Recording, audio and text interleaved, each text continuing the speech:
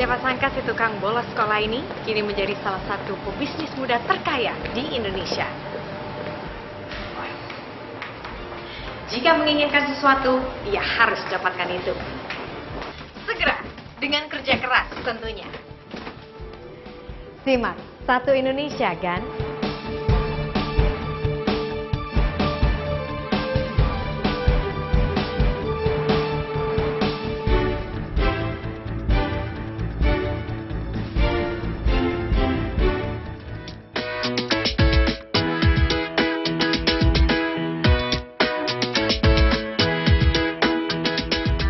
Di balik nama besar Kaskus terdapat sosok Ken Dian Lawadinata.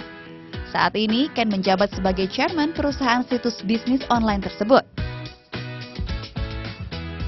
Bersama sepupunya Andrew Darwis membesarkan Kaskus. Ya, Ken itu sepupu saya, Ken Dian Lawadinata. Dia itu punya visi yang sama dengan saya waktu ketemu di tahun 2008. Dan memang saya kan orangnya lebih di belakang layar, saya nggak bisa ngomong di panggung, kemudian saya lebih tipenya introvert, sedangkan Ken lebih yang extrovert, jadi dia yang lebih berani untuk tampil di panggung, kemudian make decision mengenai bisnis. Karena saya emang basicnya itu kan di programming, di coding, jadi saya lebih sering di belakang layar gitu. Berkat kepiawaiannya memimpin Kaskus, Ken pernah menjadi CEO termuda di Indonesia. Padahal, saat kecil laki-laki berusia 27 tahun ini terbilang nakal dan tidak suka sekolah. Dari dulu tahu kan orangnya bandel, suka bolos, suka ngelawan guru, ya orangnya fun, playful, ya banyak itulah, kreatif lah orangnya. Sejak kecil, Ken akrab dengan sistem pendidikan luar negeri. Ia pernah mencicipi pendidikan sekolah menengah di negara tetangga Australia. Lalu ia kembali ke Indonesia dan meneruskan pendidikan menengah atas di sebuah sekolah di Jakarta Barat. Di sekolah inilah Ken bertemu dengan kekasih hatinya, Kartika Hendra. Oh, dulu waktu itu kebetulan sekelas pas lagi SMA. Ken tuh dulu dari Perth, aku dari Singapura, terus kita ketemu di IPK. Kira-kira SMA 2, terus ya pacaran dari SMA 2 itu. Usai menamatkan SMA-nya, Ken terbang ke Amerika Serikat melanjutkan pendidikan tingginya di sana. Namun, Ken tidak menyelesaikan studinya. Ia memilih memulai bisnis online yang membawanya pada kesuksesannya saat ini. Sesuatu yang tidak pernah terlintas bahkan di benak istri Ken, Kartika sekalipun. Aku udah tahu sih ya dari dulu emang orangnya nggak suka sekolah, makanya cukup nggak nyangka. Soal dipikir kan, maksudnya orangnya itu nggak bisa ngikutin rule gitu kayaknya. Sukses Ken bersama Kaskus kini dinikmati bersama istri dan kedua anak mereka, Kelly dan Ketan.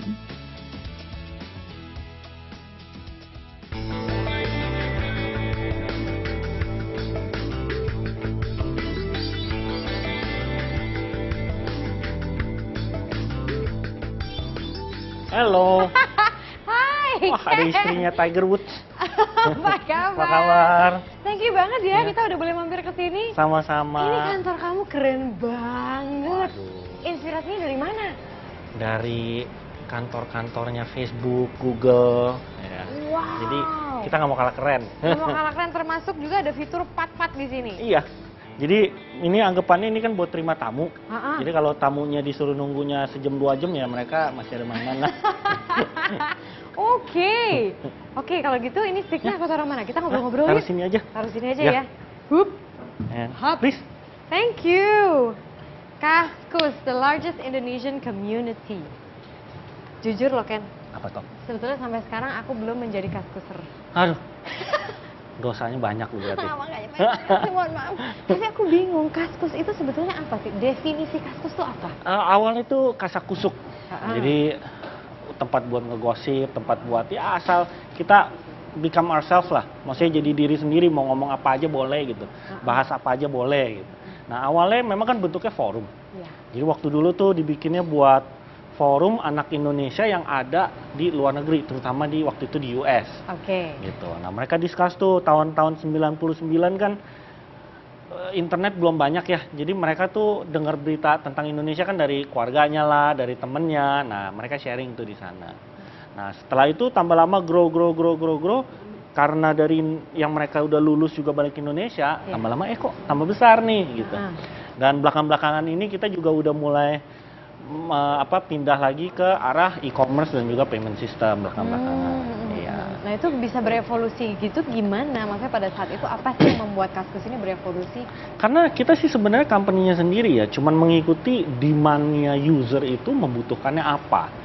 Dan dari aset yang kita punya ini yang paling mendekati itu ada service apa lagi gitu loh. Nah dari service community ini mereka awalnya discuss hobinya sama. Nah umumnya orang yang punya hobi sama, mereka tuh gue ada ini nih, lu mau nggak gitu loh. Atau nyarinya di mana sih? Gue ada, lu aja beli dari gue. Nah ini kita pisahin biar nggak berantakan gitu loh. Kalau jual beli sini ya, kalau misalkan discuss doang di sini loh gitu.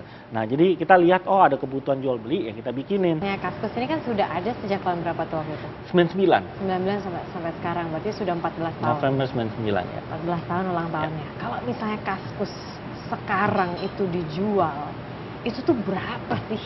Berapa rupiah akhirnya? Dibandingkan, soalnya aku pengen perbandingan dengan modal kalian dulu gitu loh. Wah, itu sih tergantung sama yang mau beli ya. Oh gitu? Ya, dulu kan ada gosip-gosipnya, masuk di Tempo apa segala macam. Wah, Kaskus nih seharga 1 triliun rupiah apa segala macam. Ya masing-masing mempunyai ide seberapa valuable-nya Kaskus ya. Terutama kita sendiri juga merasa bahwa susah juga untuk mengukur dengan harga karena kita juga tahu seberapa susahnya for the past 13 tahun belakang ini. Kita tuh 14 tahun, ini tahun ke-14 kemarin kan kita ulang tahun ya. Itu tuh ngumpulin user tuh, waduh itu udah berdarah-darah dah anggapannya ya. Kalau modal awal, kita flashback sedikit, itu berapa? $7 sebulan, itu yang saya dengar dari Andrew ya. Iya, jadi biaya dia untuk menjalankan Kaskus tuh $7 sebulan. Dari $7 menjadi sekarang bisa 1 triliun. Wah, ya itu bayangan Spekulasi. di luar ya. Ya. Oke, dan juga aku penasaran, kalau misalnya lihat Kaskus gitu kan, yang paling terlihat jelas kan adalah forum-forumnya ya, bentuk forum, ngobrol, aganwati, cendol dan sebagainya gitu kan. Nah, pemasukan Kaskus itu dari mana? Kita sih dari usernya sendiri nggak ada revenue driver yang benar-bear signifikan ya. Adalah yang kita anggap sebagai donatur kalau user Kaskus ada yang mau. Soalnya ini kita dari zaman dulu nih. Kenapa kita bilang ada member Kaskus donatur di mana mereka nyumbang. Dulu itu kan Kaskus kan ya tadi seperti saya bilang non profit kan. Make money juga susah lah zaman dulu gitu ya. Jadi buat user-user yang merasa Kaskus itu berguna mereka bisa nyumbang ke kita. Dulu. Nah, terserah. Nyumbangnya awal terserah, lama-lama kita bikinin paket gitu loh. Kalau mau tag Kaskus donatur, biayanya misalnya sebulan 30.000 gitu. Nah, itu cuman minim lah. Kalau sekarang kita paling besarnya itu mayoritas tuh dari iklan-iklan dari perusahaan-perusahaan kayak consumer goods, dari sigaret atau dari bank, provider. Ya. Ini loh, yang menarik dari Kaskus itu ini, layoutnya itu kalau misalnya pertama kali lihat Kaskus, aku belum jadi member sebagai pembaca aja, itu semrawut. Tapi Kaskus ini adalah salah satu dari 10 situs terbesar di Indonesia. Apa sih yang bikin Kaskus ini begitu seksi gitu loh? Well, gimana ya? Kalau secara desain kita juga terkadang tuh dari pemilihan warna, dari pemilihan layout, itu kita try untuk sesuaiin sama taste-nya Indonesia tuh kayak gimana. Oh gitu? Maksudnya gimana ya? Kayak contoh nih, kalau kita lihat website-website yang umumnya dari negara Jepang, tuh rapi, pewarnaannya pakai pastel, it seems very simple, minimalis. Nah, tapi kalau yang begitu, buat orang Indonesia tuh mahal. Gitu loh. Karena mungkin mereka udah terbiasa, kalau saya pergi ke mall nih barangnya mahal. Tapi kalau saya pergi ke Mangga 2 atau ke pasar-pasar, ini saya get the good deal-nya nih di sana. Ini yang true-nya tuh di sana gitu loh. Namanya the kinds of site yang kita bikin tuh sebenarnya balik lagi ada perwujudan dari user kita tuh seperti orang seperti apa sih gitu loh. Sukanya apa sih? User Kaskus itu seperti apa sih? Profilnya tuh seperti Kalau apa? bisa bilang mereka young. Masih dominated by male, mungkin around 60-40 ya. And mereka umumnya masih banyak yang juga tuh baru discover a lot of new things, maksudnya baru menemukan sesuatu yang baru dalam hidup mereka sendiri gitu stage-nya. Jadi mereka tuh suka nyari informasi, suka berbagi informasi, karena mereka sendiri tuh juga masih lagi banyak hal-hal yang mereka curious, yang mereka penasaran gitu loh. Jadi mereka juga umumnya tuh trendsetter ya, not a follower, umumnya bukan follower. Jadi cuman kalau diketemuin orang aslinya, mungkin mereka nih bukan tipe orang yang seperti apa adanya di Kaskus umumnya. Karena kalau di Kaskus itu kan kita pakai nickname ya, anggapannya topeng. Kalau kita pakai Facebook, kita pakai kita sendiri nih. Iya. Marisa gitu. Foto saya Marisa gitu kan. Nah, jadi mereka terkadang kalau di Facebook tuh berusaha untuk tampil secantik atau sebagus mungkin. Iya. Secara apa yang saya tulis, konten apa yang saya masukin, foto apa yang saya masukin. Nah, kalau di Kaskus karena pakai nickname, mereka tuh bahas bener-bener apa exactly yang mereka suka. Yang mungkin di sekeliling sosial community-nya mereka tuh mungkin temennya kurang setuju atau teman-temannya tuh kurang menganggap cool. So, kalau di Kaskus tuh they being themselves. Gitu loh. being true to themselves. Karena memang nggak ada ini ya, nggak ada keharusan untuk memposting foto sendiri, itu nggak ya, sama sekali nggak. Ada. Yang kita hargain itu cuma satu, informasi yang mereka masukin dan kualitasnya itu seberapa. Itu aja ya. Itu aja. Nggak peduli itu datang dari mana gitu. Nggak peduli itu datang dari mana. Dan Andrew ini kan orangnya cukup unik ya, cukup introvert begitu sebagai seorang CCO. Beda sama Ken gitu, tapi kok bisa bareng, bisa maju, bisa ngedain Kaskus bareng tuh gimana? Itu ya, yang paling penting sih kalau menurut saya balik lagi, entrepreneur tuh harus nomor satu sebelum apa-apa tahu weakness-nya dia, kekurangannya dia di mana. Kayak contohnya saya masuk ke Kaskus, memang Kaskus hari ini jadi, gitu ya. Dan semua orang mungkin nganggap, wah Ken, wah gila dia bisa jalanin website kayak Kaskus, wah gitu. Tapi saya sendiri tahu kekurangan saya itu banyak sekali. Contohnya sampai hari ini pun saya nggak tahu cara bikin website gimana. Misalkan suruh coding nggak ngerti, suruh desain saya juga nggak ngerti gitu. Nah, tapi yang kita tahuin adalah as a good entrepreneur, kalau kita nggak tahu sesuatu, nutupinnya bagaimana, atau bagaimana kita cari sesuatu yang bisa melengkapi kita. Nah, inilah partnership itu jadinya. Itu jalan. Ya. Andrew perannya ya itu coding dan siapa sebagainya. yang di bisnis, siapa yang di teknologi, siapa yang in charge masing-masing bagian bisa nggak jalan. Oke. Nah, partner itu kan apa ya? Partner itu kan bisa pecah kongsi ya. Ya, keluarga pun itu juga bisa gitu. Ya, partner mau keluarga, mau temen atau orang yang baru kenal itu resikonya besar sih kalau menurut saya. Either itu bisa jalan bagus sekali atau itu bisa malah jadi the exact thing atau satu hal yang malah membunuh kita punya company gitu. Nih kalau ayah saya selalu bilang tuh pas dari awal mau gabung sama Andrew, karena dia saudara, kamu harus bikin agreementnya sejelas-jelasnya. Pakai lawyer, pakai notaris semuanya. Kenapa? Biar menghindari kalaunya ada misunderstanding ke depannya, salah pahaman. Karena kenapa? Di saat susah pasti ribut. Di saat senang, di saat company-nya jalan bagus, ributnya pasti tambah gede. Kalau dibilang begitu. Maksudnya ributnya tambah gede? Karena namanya orang kalau dikasih lihat sesuatu udah berhasil, masing-masing egonya kan malah jadi keluar. Kalau gagal kan umumnya ya udah kita gagal. Tapi umumnya ada salah-salahan lah. Tapi kalau berhasil umum ego tambah kuat lagi. Enggak, saya loh yang bikin ini loh, gitu loh. Atau oh saya yang mau dapat paling banyak loh. Gitu. Jadi kenapa kalau ayah saya bilang tuh, as a partner kita cari memang harus sebaik-baiknya, sebisa mungkin. Tapi itu kan bukan jaminan.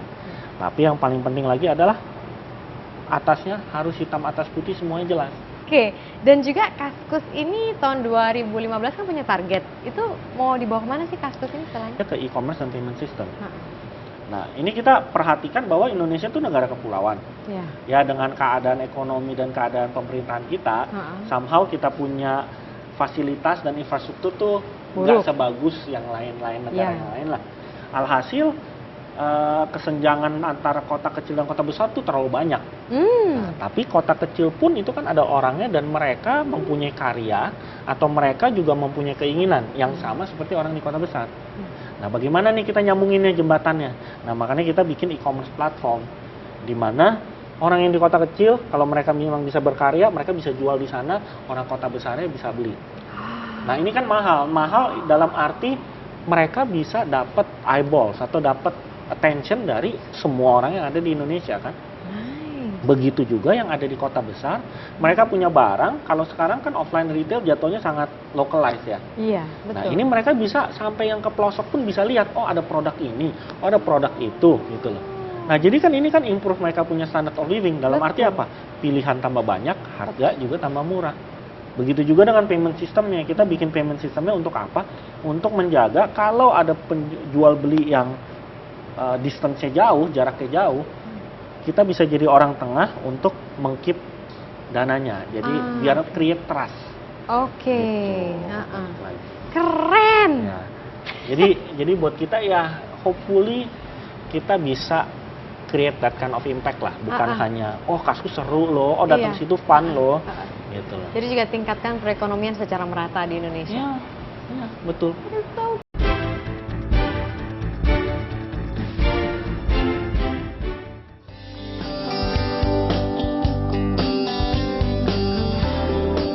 Kaskus tuh biasanya ada banyak forum kan, di situ ada forum jual beli, ada biasanya ada orang-orang ngirimin tweet, bisa kita baca juga tweetnya. Kaskus tuh tempat-tempatnya forum, banyak orang juga yang masukin tweet-tweet ke situ kayak informasi-informasi unik, terus tempat jual beli juga. Itu tuh forum jual beli terbesar di Indonesia. Kayak pusat informasi dagangan gitu kan? Kaskus itu kayak semacam forum Indonesia, largest forum malah dia.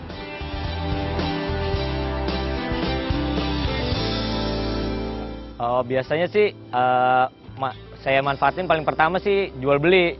Soalnya saya sering nyari barang-barang di situ juga buat beli. Lebih ngelihat ke treat-treat yang unik-unik sih di Kaskus. Soalnya kan banyak orang yang masukin treat tuh unik-unik tentang apalah, yang foto dari masa kecilnya bisa sampai gede, bisa mirip juga gitu-gitu, yang lebih ke unik-uniknya aja. Nyari-nyari spare part motor tua.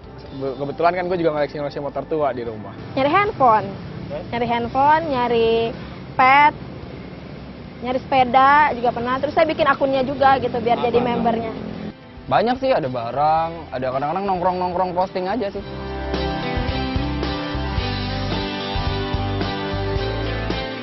Paling Pertamax, terus cendol, no Afgan, hoax gan, kalau nggak Pertamax gan, kalau nggak cendol. Sundul kan? Apa ya? Lupa inget sih. Istilahnya cendol kan. Terus sama batainannya dong kan gitu. Masih di kantor Kaskus. Ini lorong apa nih kan? Ini jadi temanya Alice in Wonderland. Oh? Jadi anggapannya kan kalau dari depan ini kan semua temanya hijau. Pas masuk, nah ini kantor actually Kaskus tuh di sana. Gitu. Oke, yuk mari kita jalan. Sip. Terus lanjut. Nah, Andrew Darwis tulisannya di sini. Andrew ini kan waktu di Amerika Serikat kan selesai kuliahnya, terus baru dia ngurusin Kaskus.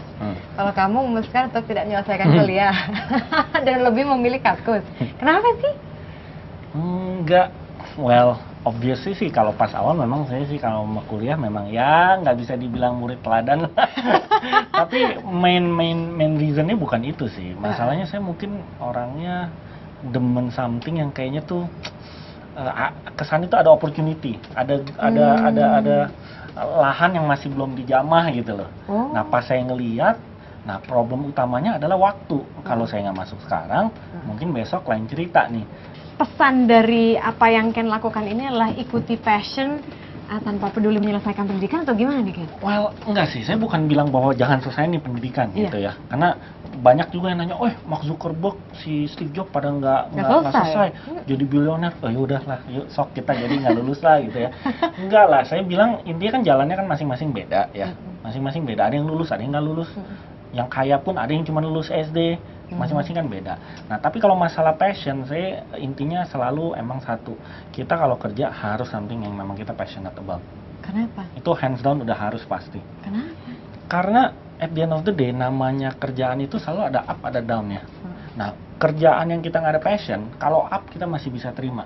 Kalau giliran down, kita malah ngomong, gue udah bilang ini emang gue juga nggak percaya kan. Lah, aduh, malah ngerjain ginian. Nah, tapi kalau misalnya something yang kita passionate about, yang kita believe, Enggak, pasti memang bisa nih, bisa naik lagi. Nah, tapi kan masalah emang bisik sih itu cycle-nya, up and down kan. Oke, dan juga partner Anda di Kaskus kan Andrew Darwis. Iya. Siapa Andrew Darwis bagi Ken? Well, awalnya dia memang, awalnya dia ini saudara yang terlupakan sama keluarga. Maksudnya? Jadi pas saya ke Seattle itu nggak ada yang ngomong Andrew. Tante saya aja yang tantenya dia langsung lupa gitu loh. Nah, Serius? Iya, jadi tante saya ngikut ke sana buat nemenin. Setelah itu dia baru ngomong, iya ada Andrew di sini. Setelah Andrew-nya approach saya bilang, kamu kayaknya saya waktu masih kecil lihat deh gitu loh. Nah, jadi setelah itu kita memang main bareng apa segala macam. Nah, Andrew ini ya as a friend, as a relative, as well begitu juga partner gitu loh. Jadi a little bit of everything lah. Oke, dan juga kan dulu itu pada saat di awal-awal juga pernah sedikit konflik sama Andrew pada saat dia bingung gitu memutuskan apakah boleh Ken tuh masuk membeli saham atau tidak gitu. Kalau misalnya sekarang nih kita sudah 14 tahun kemudian gitu ya, biasanya konflik-konflik yang terjadi di antara kalian tuh di bidang apa sih? Ya di bidang di bidang Kaskus ya sih, di bidang dalam arti terkadang namanya dua kepala itu pasti ya adalah perbedaan kan. Bagusnya begini loh, kalau nggak desainnya aja bagusnya warnanya begini loh, harusnya sekecil ini loh, produknya harusnya kita arahnya ke sini loh, itu pasti selalu ada. Nah tapi kan bagusnya saya dengan Andrew itu dari awal adalah semua udah disetrika dari awal, bahwa perjanjian dan juga role kamu apa, role saya apa, itu kita dulu tuh nggak, udah gampang lah lihat entar deh gitu loh. Nah ini yang umumnya nih bikin berabe nih kalau lihat entar. Tapi waktu dulu kita udah bilang bahwa oke, saya sebagai CEO at the end of the day it's my call, gitu loh. Kamu as my trusted in terms of input secara teknologi, saya percaya sama kamu gitu loh. Tapi at the end of the day it's my call. Gitu. Jadi setelah ini nggak ada egonya jadinya gitu loh. Tapi pernah nggak sih misalnya lagi capek banget gitu ya, namanya orang gitu kerja, ngurusin Kaskus gede bener gitu kan? Pasti ada lah fallout ya, namanya kita waduh ribut itu ada lah.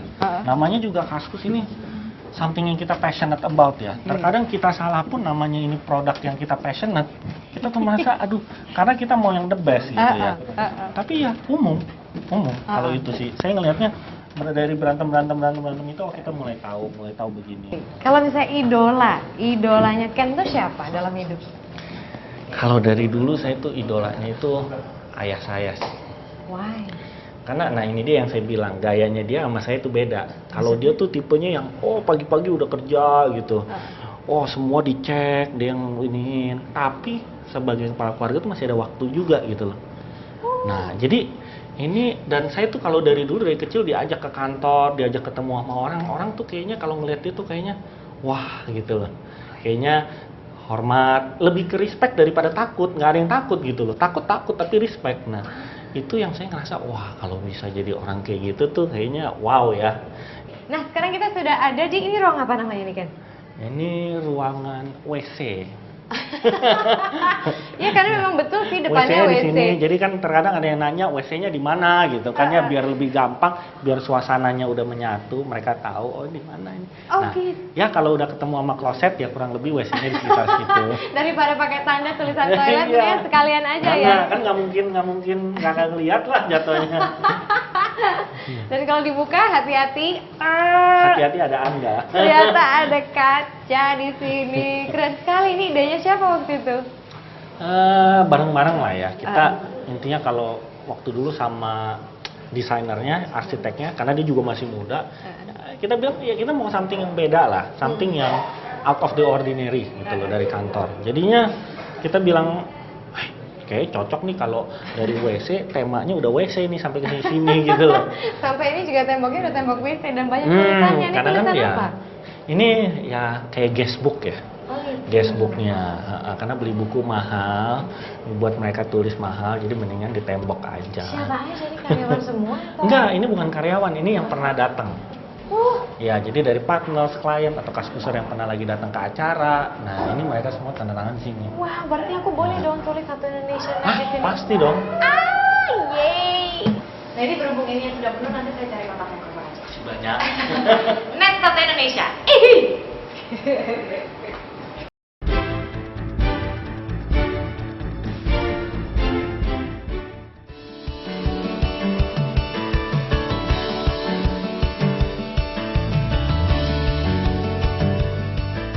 14 tahun sudah, Kaskus menjadi situs yang ramai dikunjungi orang. Tercatat 28 juta orang mengakses website ini setiap bulannya. Pengunjung mengakses Kaskus dengan tujuan beragam, salah satunya untuk menjajakan barang dagangan mereka. Purwo Kadianto contohnya. Karyawan swasta ini sudah menjadi anggota Kaskus sejak tahun 2009. Melalui Kaskus, dia menjual berbagai barang, antara lain action figure, kaos, dan jaket. Keuntungan Purwo lumayan. Dalam sebulan, Purwo mampu menjual sekitar 20 action figure yang harganya rata-rata Rp200.000 per buah. Karena Kaskus memang layak dipilih buat jual barang gitu di sana. Karena apa? Nggak repot ya kalau jual di Kaskus tuh. Dalam arti kalau di situs lain kayaknya ada verifikasi. Walaupun itu bagus sebenarnya, tapi di satu sisi jadi semacam hambatan buat orang yang mau jualan.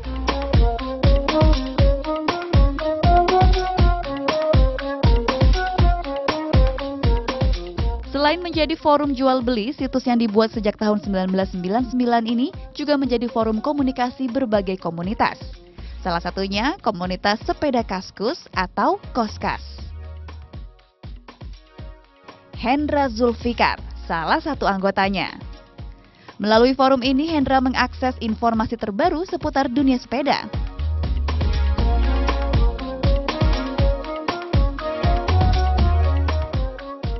Lelaki berusia 25 tahun ini juga aktif melakukan kopi darat dengan sesama anggota Koskas. Ya, yang pertama sih kita nyari teman. Biasanya kita goes sendiri, kita jadi ada temannya.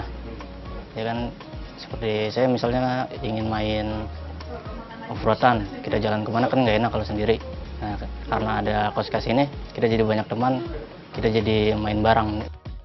Anggota Koskas saat ini berjumlah lebih dari 1.200 orang. Lokasi tempat tinggal mereka tersebar di seluruh Indonesia. Forum komunitas semacam ini menjadi salah satu magnet penarik anggota Kaskus. Pantas jika Kaskus menjadi situs terbesar di Indonesia.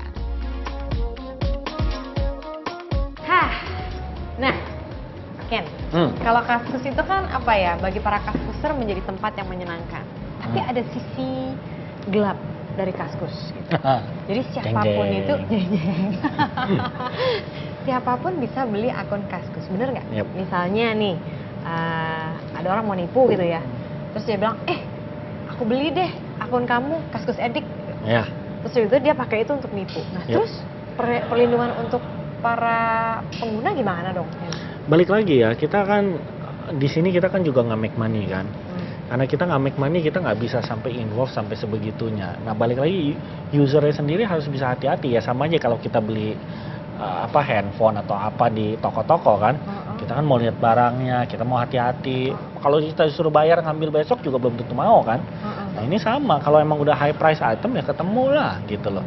Nah, ini memang jadi kendala untuk yang distance rada jauh ya rada susah. Makanya kenapa yang tadi saya bilang kita mau bikin payment system e-commerce biar bisa handle ini. Oke, dan juga ada Kaskus ini kan identik dengan freedom of speech, bebas mengeluarkan pendapat begitu. Tapi akhirnya pada saat freedom of speech atau bebas mengeluarkan pendapat itu muncul, jadinya muncul orang-orang yang ngomongnya suka sembarangan gitu, malah jadi bikin berantem gitu. Terus posisi Kaskus di sini bagaimana? Semenjak kita balik ke Indonesia, selama itu nggak berhubungan dengan SARA dan sebagainya, kita oke. Tapi kalau udah menyentuhnya ke arah sana, kita baru filter gitu loh. Oh, itu bisa? Maksudnya ada sistem filternya? Either orang kita sendiri yang lihat, kan kita ada banyak moderator kan. Moderator sekitar 100 lebih ya juga ya moderatornya. Moderator itu bukan mimin. Moderator itu bukan mimin. Jadi moderator itu adalah orang-orang yang memang aktif di kategori tersebut. Nah, lama-lama mereka jadi petinggi lah jatuhnya di komunitas tersebut. Jadi mereka sendiri memang mau menjaga kualitasnya komunitas itu.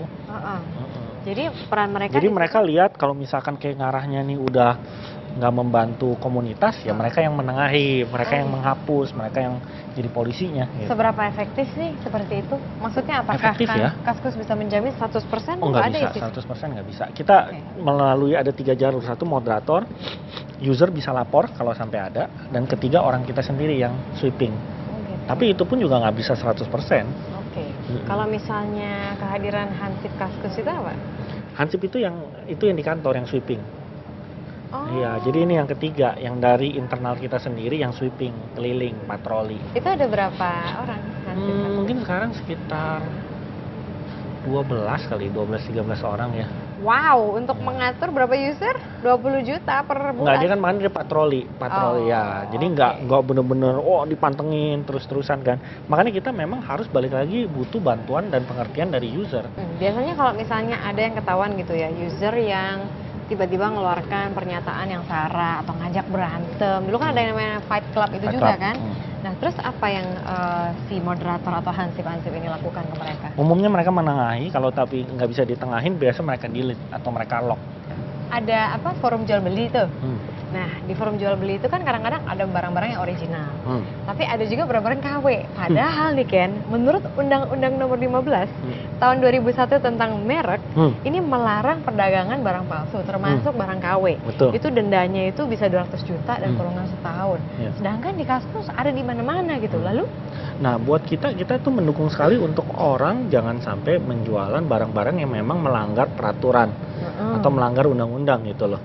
Tapi karena kita nggak make money dari sini, dan kedua kita itu bukan ahlinya dalam ini barang KW, itu nggak KW, yang ini tuh yang benar, yang itu yang bohong. Jadi yang mempunyai brand sendiri harus bisa membantu kita, hey ini barang KW, tolong dong dihapus, kita pasti hapus. Tapi kalau misalnya pihak yang memperdagangkan itu juga bisa kena loh Ken. Oh iya, makanya kalau misalkan sampai si pihak si yang mempunyai brand pengen menuntut atau apa, kita kasih datanya yang menjual. Gitu loh, karena mereka melanggar undang-undang, dan kita udah tulis di agreement as a user mereka bertanggung jawab penuh atas apa yang mereka bikin di Kaskus. Oke, dan juga Kaskus ini kan seperti tadi Ken bilang muncul dan mulai terkenal itu ketika ada yang namanya BB17, konten-konten dewasa begitu. Sekarang masih ada? Udah nggak ada, dari tahun 2008 Maret itu terakhir kali ditutup. Oh, kenapa 28 Maret? Awalnya kan pertama Kaskus tuh memang kan menjunjung freedom of speech ya. Selama nggak melanggar undang-undang kita nggak masalah. Waktu itu kita server semua tuh di Amerika. Di Amerika ada konten tuh normal kok, nggak masalah. Tapi sewaktu kita balik ke Indonesia, bikin badan di Indonesia, bikin company di Indonesia, dan itu melanggar undang-undang, ya kita tutup. Tapi nih menurut teman saya yang Kaskuser, meskipun BB17 itu udah nggak ada, tapi kadang-kadang ada yang terselubung loh Ken. Nah, yang kalau terus sebelum gitu kita minta bantuan dari usernya untuk bantu kita point out gitu loh. Karena kan ini user generated content ya. Kalau kita caranya satu-satunya untuk bisa 100%, setiap user ada satu orang di kantor yang mantengin. Which is kalau kita ada 20 juta, masa kita harus kayak 20 juta orang, kan kagak mungkin. Sama aja kayak Facebook, sama aja kayak YouTube. Ada yang bocor dan usernya yang harus bantu untuk kasih tahu. Oh ya. Ini apa ini? Ruangan apa? Ini game room. Game room. Nah, game room jadi, untuk apa? Kalau misalkan udah stres, benar-benar stres dan butuh hiburan, nah mereka bisa main di sini.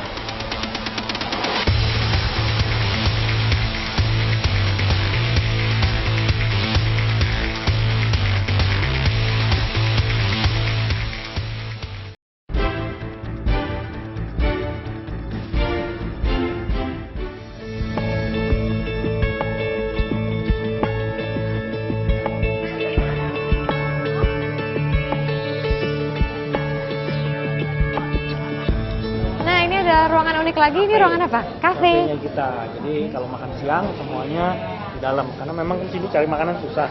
Jadi kita pikir ya udah kita yang sediain makanan, dan mereka nggak jauh-jauh. Menu hari ini apa ya? Yuk kita lihat. Wah, Pak Wan. Seru sekali. Halo Pak, selamat siang. Kayaknya aku mau ini deh Pak, boleh nggak Pak dibantu? Boleh kan ya? Iya. Buffet. Wow. Nah Ken, ini kan tadi kan kita sempat ngomong mengenai orang tua ya. Pada saat kamu masuk bisnis teknologi gitu. Orang tua sempat yang, bisnis apa ini sebetulnya gitu. Gimana sih meyakinkan mereka akhirnya ini bener-bener bisnis loh. Makasih Pak. Well, apparently nggak gampang sih memang ya. Karena Thank you. mereka nggak ngerti apa-apa. Ya namanya beda generasi lah. Bukannya mereka yang nggak mau ngerti ya. Iya. Mereka nggak ada kesempatan untuk ngerti gitu. Jadi waktu itu pas mereka bilang, ini bisnis apa sih? Gue mending beli tanah deh kayaknya. Lebih kelihatan. Gue kagak dapet gitu kan. Gitu. Ya, tapi kita jelasin sama mereka internet itu apa. Waktu itu saya pakai internet di Amerika tuh untuk apa. Gitu. Oke. Ya, silakan. Oke, Ya. thank you. Up. Nah, ya. Dan juga pada saat awal-awal Kaskus tuh, iklan kan deres tuh masuk. Udah gitu Anda dan Andrew saja yang pada saat itu menjalankan Kaskus waktu di Amerika Serikat, betul ya? Waktu dulu pas di Amerika tuh belum bisa dibilang deres lah, masih sekali yang masuk. Ya, memang udah lumayan lah, mulai gitu loh. Mulai. Ya. Dan pada saat itu Andrew mengatakan sesuatu yang menarik gitu. Udahlah, Ken bantuin gue lah. Ini balas-balasin dengan nama-nama yang beda-beda aja gitu. Itu memang secara etika bisnis tuh nggak apa-apa ya? Etika bisnis ya of course ya enggak lah ya. Tapi kan at that point kita kan ngerti kita punya keterbatasan apa.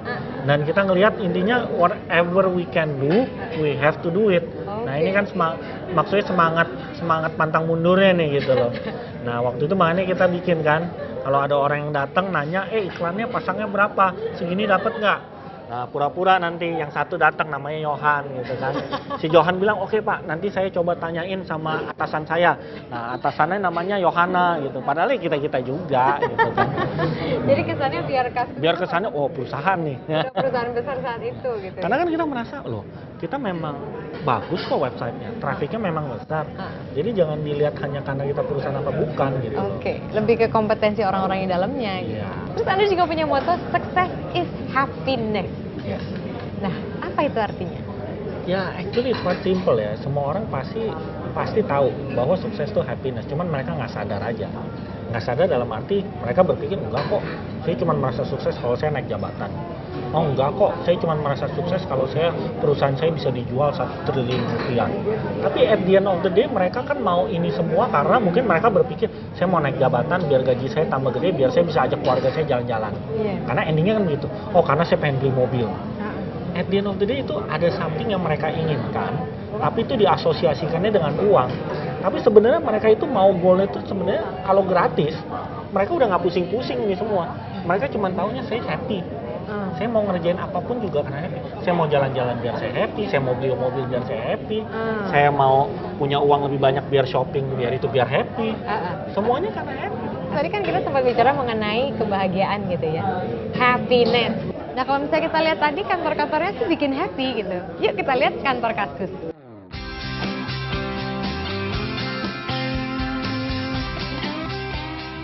Bagi Ken Lewadinata, ide kreatif lahir dari orang yang bahagia. Moto itulah yang mendasari konsep ruang kantor Kaskus. Kantor Kaskus dirancang menyerupai taman bermain. Ken melakukannya untuk menciptakan suasana bahagia di antara 120 karyawan yang bekerja di bawahnya. Berlokasi di sebuah gedung di Kuningan, kantor Kaskus menempati 2 lantai. Lantai 10 ditempati divisi marketing dan finance. Dining lounge dan function hall juga berada di lantai yang sama. Para karyawan sering menggunakannya sebagai tempat berkumpul, termasuk pertemuan dengan para anggota Kaskus. Sementara lantai 11 menjadi ruang kerja kru dari divisi kreatif. Di lantai ini terdapat pula tembok Pertamax. Para pengunjung dapat membubuhi tanda tangannya di tembok ini sebagai penanda kehadirannya. Perbedaan paling mencolok antara kantor Kaskus dengan kantor-kantor lainnya terletak pada fasilitas hiburan. Sebuah ruang video game dan mini golf indoor disediakan khusus untuk menghibur para karyawan.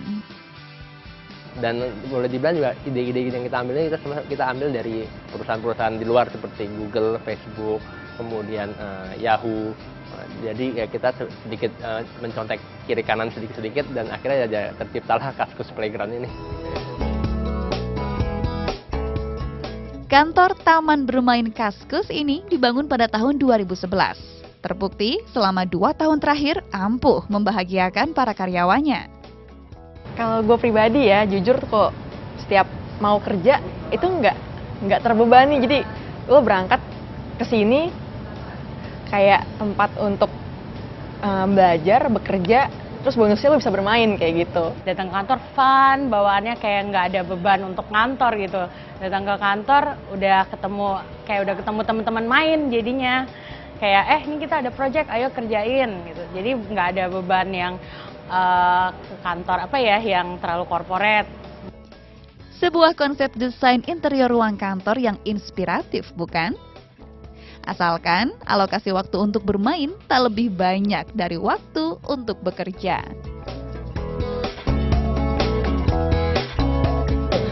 Nah, ketika membuat Kaskus, apalagi sekarang Kaskus sudah sebesar ini dan akan lebih besar lagi tahun 2015. Sebetulnya karakter pengguna Kaskus di Indonesia itu mereka tuh punya kebutuhan apa sih, kan?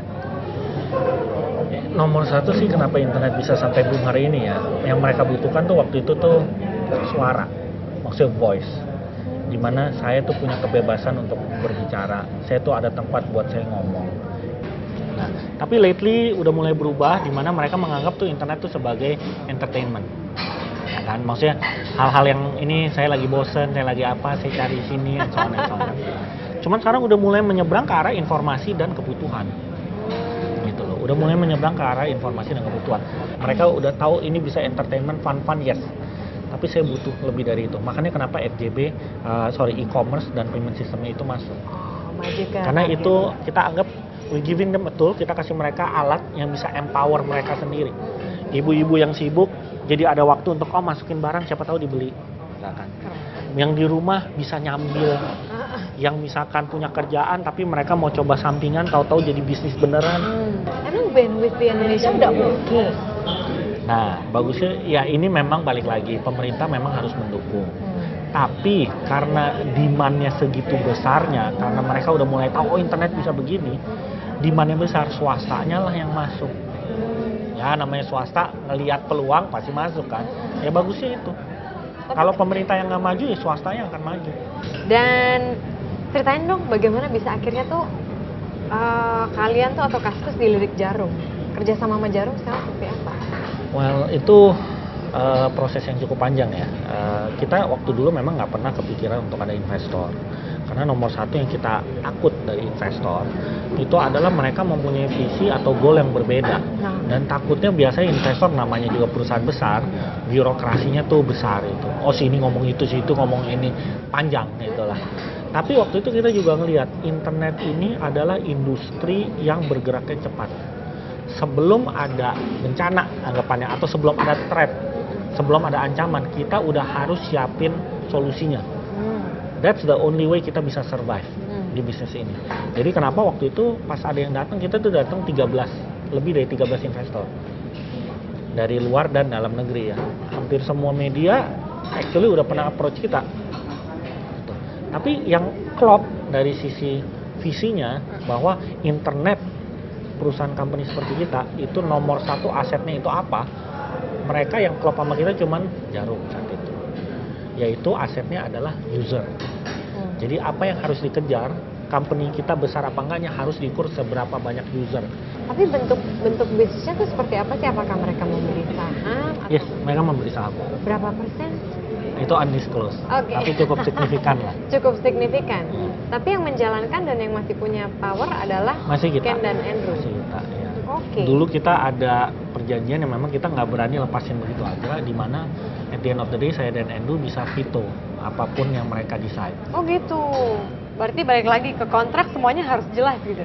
Oke. Kunci sukses bisnis online. Itu sih nomor satu menurut saya sih, mereka harus tahu usernya maunya apa. Nomor satu, banyak sekali company online itu yang di Indonesia yang tutup atau gulung tikar karena mereka lebih mentingin dari pertama aja, mereka udah mentingin ROI-nya kapan, atau ini bisa saya jual ke siapa, jual dengan harga berapa. Mereka udah mikirin itu dulu. Sedangkan yang mereka lupa, sama aja kayak kita bikin mall, yang paling penting itu berapa banyak orang yang datang. Dengan orang datang, toko juga buka. Anggapannya begitu. Dengan orang datang, tambah banyak mata, klien-klien yang mau pasang iklan juga tambah banyak. Jadi yang dipentingin adalah usernya dulu, jangan kliennya, kebalik jadinya prioritasnya. Oke. Jadi nomor satu kalau internet company, aset yang nomor satu harus diutamakan adalah pengguna. Jadi kayak ya memang jasa sih ya akhirnya. Karena jasa. Oh, jual jasa. Oke. Thank you so Thank you much, very Ken. much. Belajar banyak banget tentang bisnis online dari dirimu. Nah, Satu Indonesia tentunya terus menghadirkan tokoh-tokoh inspirasional Indonesia. Kira-kira siapa tokoh kita minggu depan? Saksikan Satu Indonesia setiap hari Minggu pukul 11 malam. Saya Marisa Anita undur diri. Sampai jumpa.